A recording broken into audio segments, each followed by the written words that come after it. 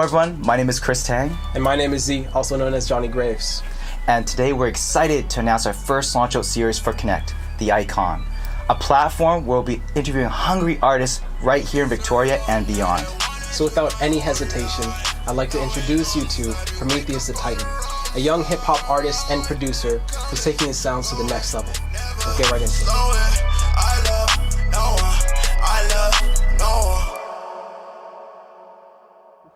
Good, Welcome, Prom. Yo. What's How's good, it bro? going, man? Just chilling, man. Just chilling. How about you, bro? Doing good. Once again, I want to welcome you back to the beautiful place we call Copper Owls. You know, how you call Elysian Fields. Elysian Fields. Yeah, bro, this is home. You've been playing a couple shows here, right? My first show was here, and then my most recent show that I've done here was also in this spot too. I had my homies come out from Van. Shout out to Gerard and shout out to fucking Jay, man. Yeah. They came out here and just were like doing their thing. Jay was out there like riling people up from the back of the stage. Amazing. Yeah, Giancana was like, you know, doing the DJ thing, like super fucking good. Like I never worked with him before, and he got me, like, you know. What's crazy is that I saw a couple videos of you just performing, and people were going off. You chilling in your kimono. The kimono. I forgot I had the kimono. Yeah, but Shit. that's crazy. I actually forgot that. That's crazy. Damn. Yo, I did my research, man. Yeah. Make sure I know what I'm talking about. You Man, know? that was a good show, man. That was like I don't know, man. I just kind of got up there and like I got lost in the moment kind of thing, and you black out, and then before you know it, like the show's done. Yeah. You had your fun, like whole crowd was with you. It's like it's sick. Awesome. It's Yeah, sick. and for people who don't know, tell us more about Prometheus, the Titan. Yeah, I like to make confidence music. Yeah. You know, like shit that you feel like you're just on top of the world. You know. For sure, man. But even when you're like feeling low, you still feel like you're the shit when you're feeling low. You know, that's like what I want. And that's how I feel every time I get into a studio and like do my recording. I record alone most of the time. Like I've literally just started recording the studio as of like the last month. But everything that's been recorded to now has been in my not even my basement, bro. My fucking living room. My living room on my shitty like half broken laptop on a microphone that I put on my fireplace. But with YouTube, like I've learned and become like me now. Yeah. So and in the same sense, like in positive music, just lifting people up. Yeah. You got that in common, you know. But I want to dive deeper into all of that back at the Connect Studios. Yeah, let's do it, bro. Before we get into that, I want to like turn up a little bit. You know, it's a Wednesday night. People don't know what to do on a Wednesday night, but here is karaoke night. It's a evicting. So let's evicting. Let's get it, bro. Bro. All right, let's do it, bro. Let's fucking go.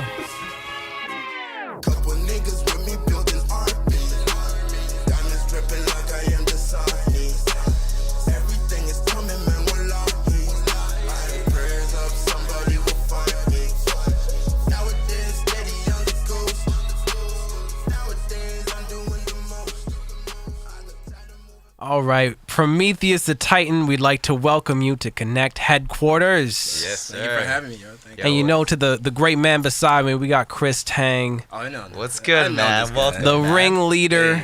I heard you guys went way back. Yeah. Talk to him about that for a quick second. Bro, it's like the first job I had, like when I came to Canada. It's funny because like a lot of people like it's not like work, so it's not like a huge job. Like it's promoting for his events company, like Atmos. Hell yeah. And we had like a huge like group interview and like asked us like what's our like spirit animal. Yeah, you're the lion out here, right? Yeah, bro. Lion is my shit, bro. Wanna bring the mic closer to the mic? Yeah. Motherland represent. You know? But yeah, bro, that's crazy. And then like. And I got that. It was you and Jansen. Yep. And then shout out to Jansen. Shout out to Jan, bro. Jan's a man. Yeah. I did that for like the rest of the year, and a little bit afterwards too. Man, you were just like a hype man. Like every time we were going out throwing parties, you were there, just getting everybody up. Yeah, I remember, dude. That was a crazy year. It was, man. All parties, like we were there. We were at every party. Dude, every single one, and we were just blowing it up. That was It was fun. great. So watching your evolution has been amazing. Yo, thank you. Ticket sale. That's where it started. Facts, Exactly, yeah. right? Selling. And now you know the business side of things too, which really helps you in your career as Prometheus the Titan. And speaking on that side, I want to talk about the mythology behind Prometheus the Titan. Yeah. Now, let's get a quick synopsis as to Prometheus the Titan. Can you explain to us for a quick sec? All right, and I'll even put the simpler version because like obviously like it's a very intricate story, and I'm just gonna simplify what this is. So I remember my first year sitting in like Greek and Roman mythology. Bro, I was so bored in that class. Like it's a great topic. It's just like I don't know, we're in first year, like everyone's outside doing things, like me and like my 4 friends are just chilling there at the bottom pretending to pay attention to shit. But I actually did listen from time to time. So the first thing I remember, teachers talking about the story of Prometheus this time around, like the chapter comes in, and like the things that stuck out with me, like I know the whole story, but the way that's came about, she mentions how like he stole fire from the gods, and he gave it to the humans, which was like forbidden, which is like you're not supposed to do that. So the gods are like, hey man, fuck you. We're gonna send you down to Tartarus, where your his liver, kidney, his liver would be picked on by like a crow for his eternity. It will, and every day it would replenish, and then he would have to keep suffering because he gave that fire to the gods. And I was like, oh my God, I was like, that's me, yo. If there's a price, because you provide the fire. So you provide the fire, He's supplying the fire and the light to the world. God damn. And I couldn't play into that like the god dimension. I was just like, I can't call myself. You know how like Charlemagne's Yeah, God? God. Right? He did something for it. I was like, I could never take anything like the god. Like, who am I? You know, but like, I'll take a Titan because like. And let's talk about for a second how many movies were made with Prometheus the Titan. Prometheus, let's talk to him. Man. Like you know, it sucks because like now when you go search me, you're gonna find all the movies. But it's cool though. It's cool because that's right now, and then it's my goal at some point to like keep working that shit until everything else that's Prometheus, I'll beat even mythology and be the top search at some point. Nice, you're on top of the mythology. That's what's crazy. That's what I want. Yeah. And we've been looking down through your Instagram and all that, and just to see the progress, even just through your Instagram. I went all the way to the damn bottom. Yo, I deleted some shit. But on the real though, I recognize that you were doing a lot more R&B before you did trap and hip hop.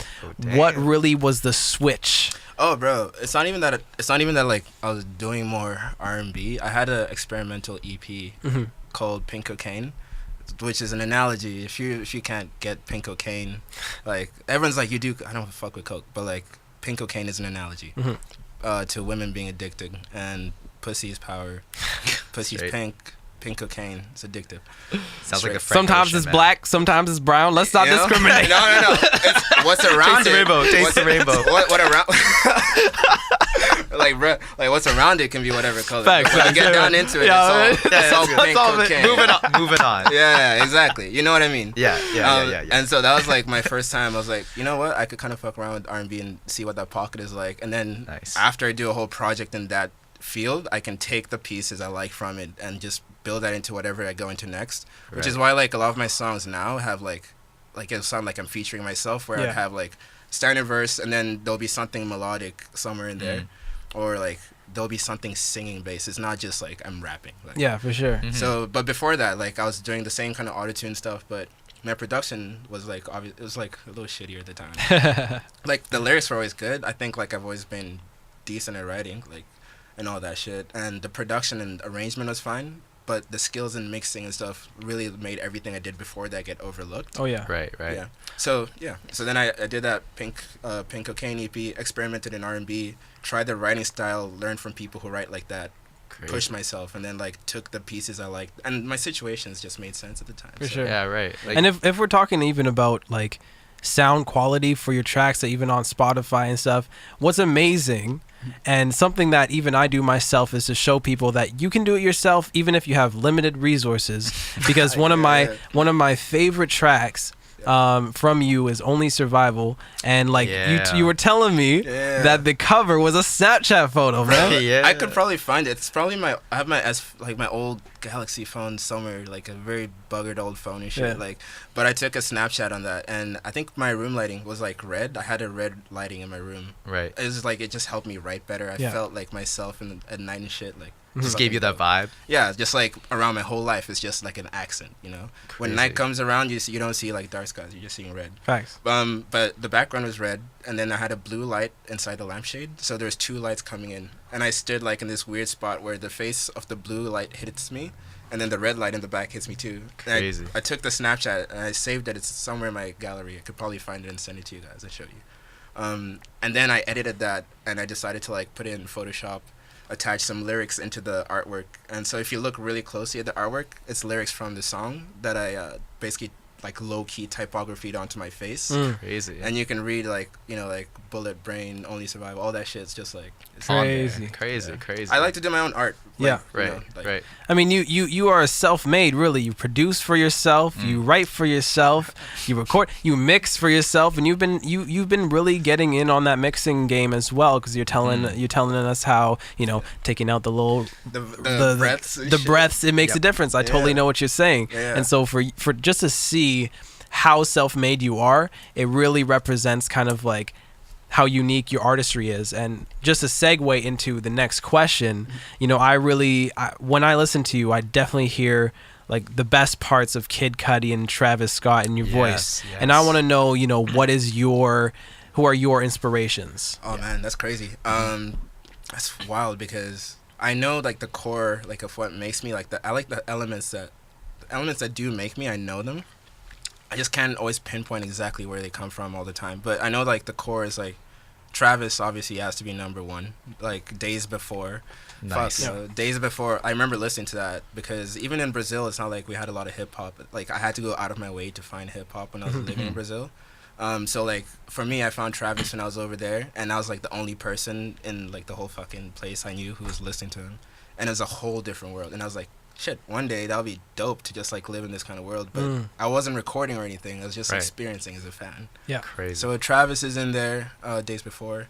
Kanye 808s and Heartbreaks was like 808s. Dude, that shit like that's fucked. Bro. What was your favorite track from that 808s and Heartbreaks? Bro, that whole album has made me. I think the one it's not even that I have a favorite. Like I do listen to it at least twice a month. Yeah. Like back to nice. Back and forth, like twice a month, every single month. But I think the one which has elements that stuck to me rather than my favorite is See You in My Nightmares. See You in My Nightmares. Yeah. Oh, shit. Kanye. Kanye and Wayne, bro. That's just cold. Dude, that time, that scene was so crazy when he had Put On and all that stuff. Go Hard. Like, Go Hard. Like all those songs that came T-Wayne? out. Yeah, T-Wayne. Yeah, like all those stuff, that was some fire stuff. Yeah. And that really like got me motivated, pushed me harder when I was running all that stuff and event planning. And that's when me and Jan were bumping. We're like, who is this guy? Like, it's crazy. Wild shit, bro. Yeah, like, I put on for my city. On for my city. Yeah. So serious. him, Party Next Door, big one. I'm a big fan. Yeah, just because the writing style is very unique. It's like I like his voice he's just a dope motherfucker. Yeah, he is, man. Bro, like I can say that shit. Like it's true. Like he's just dope overall, but his writing style is very unique, and I know he writes for a lot of people. So as someone who pays attention to lyrics, he's very important in my style. The Weeknd, because there's an ambiance that you just can't find in a lot of shit. There's just like a certain feel. Right. I don't like. It's hard because you can't replicate it. He's just The Weeknd. He's just and he doesn't do it with like effort and shit. Man, The Weeknd was like Crew Love for me when I first listened to him. Like The Wicked Games was my very first song I listened to him, and that's when I was like smoking with a chick, and she was telling me, and she was like, Chris, I want to show you a song, and she bumps The Wicked Games, and I'm like, ooh, like just chills down your back. You're like, who is this guy? And that's what all set it off for The Weeknd for me, at least. And then he just started going off. Yeah, bro. That's it. But going back to Party Next Door, I think one of my favorite, just like really nice songs, smooth songs, was like Come and See Me for once, like play with Drake. I remember. Yeah. That's a really chill track. I think that really just hits home for me. What really hit me was it for like the biggest break from Toronto. I never even been to Toronto, but when I heard break from Toronto, I needed a break from Toronto. Facts. Like that's the vibe, and I was like, I knew the overall vibe, and especially with my Pink Cocaine EP, it's like I could tell that hey, something in this vein could be pretty chill. Like it's not what I'm trying to replicate. It's just that there's feelings that could be said a certain way that if you can get the combination of sounds right, it comes out, and that's what my tape was, and that's why Party is like dope for it. For sure. Let me see. I think there's one more. I'll put Anders on the map. Anders, there we go. Let's put him on the map. I was gonna say Anders. I mean, go on. Speaking of Toronto, and we're speaking about Brazil. Yeah. I think what's awesome is that you even represent it on your main Instagram. That you're really Mr. Worldwide. You know what I mean? Talk to them about all your roots right now. Shit. Where you rooted, bro? It's been very blessed because. Man, my dad is just like a fucking G. Like my dad's path is just curved like everything that I've kind of done or have become. Obviously, everyone's parents, like in some way or another, they make who you are. Yes, true. It's different when they make you and then they take you to multiple countries.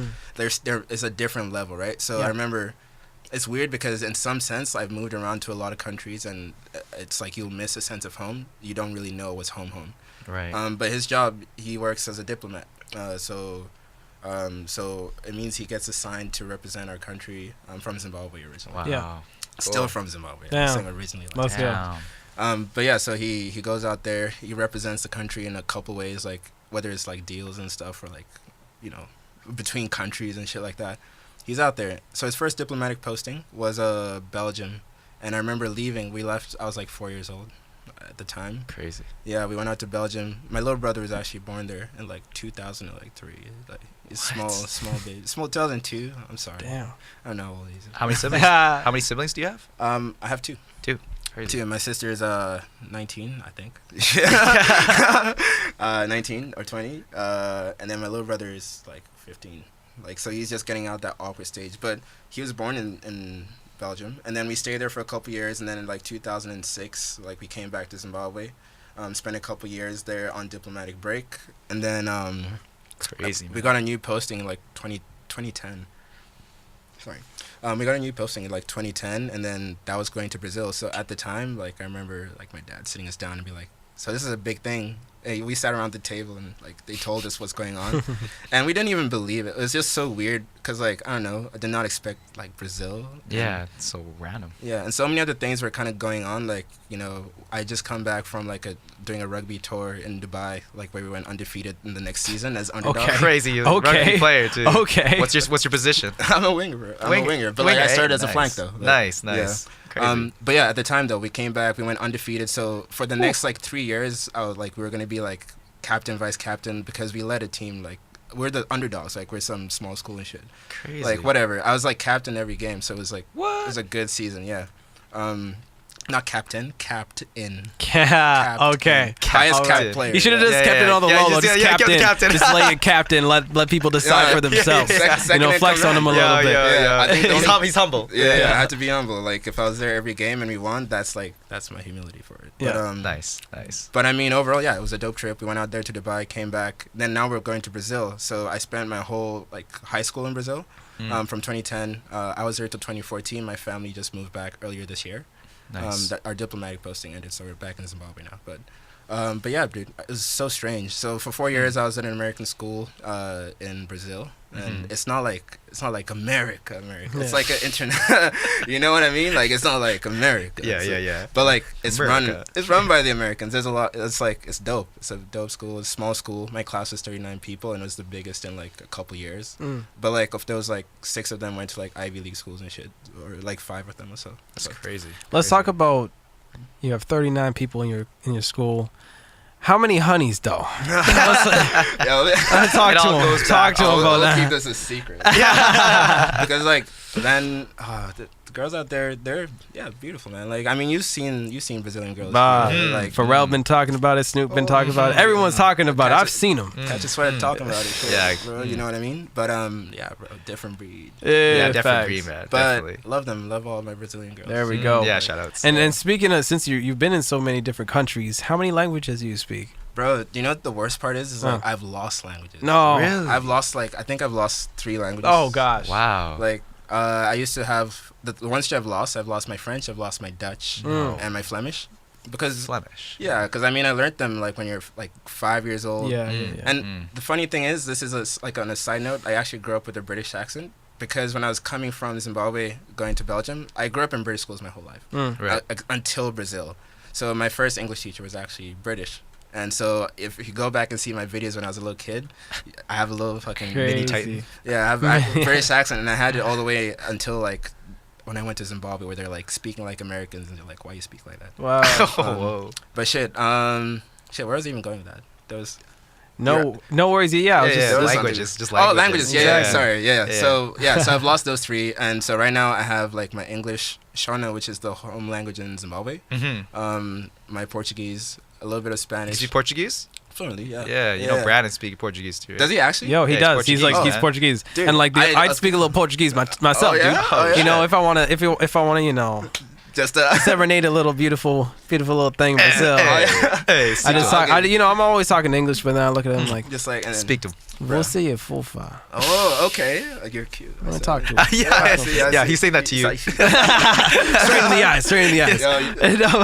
But on the real, like, honestly, what's great is that it's clear to see that you are physically moving and moving forward in your life, and also career-wise. And I want to know what's next. What's the move? I mean, this put me on the spot. Like, like we have everything. We have plans of our own right now. Like, what'll happen, will happen. And I know that for a fact. Like, shit, we're trying to make everything work because this is not for deaf ears. Like, if you came here and you saw what we're doing and then you walked away, like, fucking, you missed whatever, you know. But next, like, I've been working every fucking day. Like, if I'm not in the studio, even when I'm at work, man, like, I'll take like a little Post-it note and I'm writing at least a lyric, at least a bar. Yeah. Even at my old job, I'll print receipts. Like, I work at a clothing shop for like a year. I'm usually in sales. Like, I've been in sales for phone companies all the time. But I took like a year away from that kind of shit. Even in there, I was like writing on pen and shit. Like, keep working. Yeah. So I've been working. Like, I feel like the level of things I'm sitting on right now is like insane. But the craziest part is that it's all done in my basement. Not in my basement, in my living room, rather. Yeah. Everything's just been recorded there, and I've just started to work in a studio space. So me and Galen Cruson, shout out to the homie. Nice. Kid works really hard. We have a song called Ghost Ride, which sounds absolutely fucking wild. Like, we recorded it in like a night session. He made the beat, and he's like, yo, I have a U-type beat. And I was like, U-type beat. I like that. Because, like, I don't know, if you're an artist, you go search your type beats. Like, if you know what vibe you're looking for. Yeah, for sure. Of course. Yeah. So, like, I've never had someone be like, I made something for you. I was like, shit, let's hear it. Nice. Snapped on it in 30 minutes. It's sounding wild. We're just getting the final mixes. I commissioned the artwork from a girl who was my sister's best friend back in Brazil. Shout out Mariana. Oh. She's a dope fucking artist, bro. Like, you'll see her work, like her artwork, when she does it for this song. It's wild. She's out there with the pen. So that's coming out. I have a music video that I'm going to be releasing. It's not going to be on my own page, so it's going to be through another outlet. So look for it because it will have like a little bit more of a following than I would on my own, like right off the bat. Keep on the lookout, everyone. Yeah, everyone keep on the lookout. And I guess the last question that we'll ask you is the next person who should come up to the Connect headquarters next after you. Oh, bro, this is easy, bro. Get Codis here, bro. Yeah, Codis. All right. We're calling you out, Codis. Codis, come through for you. That's right here. Bro. All right, man. So I guess to end it off on a dope ass note, I want you to say peace out in any type of language that you want to use it in. Oh, bro. Oh, man, you put him on the spot here, bro. Like, you got Portuguese. Talk to him. I'll learn a little something today too. Vou falar demais, véi. Tô saindo aqui, huh? Yeah. Tchauzinhos. Yes. Beijos pra vocês. Beijos. Yeah. That's how we do it. Todos. Thanks for coming on, man. Thank you, bro. Appreciate y'all. Let's go. All love. Yo. Done. Dude, this shit's hot in here, bro. I know, right? I'm like, why did I wear this stupid fucking